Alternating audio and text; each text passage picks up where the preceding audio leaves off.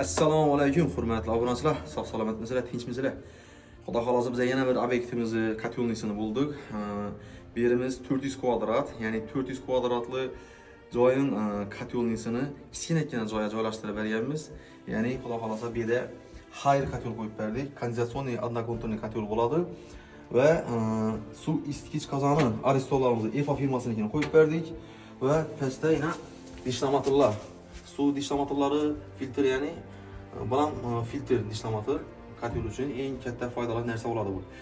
Demak, yuqorida qarasak, stabilizatorlarimizni Sterlok qo'yib berganmiz.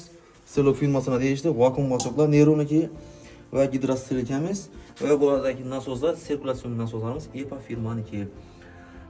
Bu yerga triходовый klapan qo'ymaganmiz. Buni o'rniga pogрузчик qo'yib beramiz, chunki nasosimiz o'chib yanib ishlab turish uchun pogрузчик termoslardan foydalanamiz.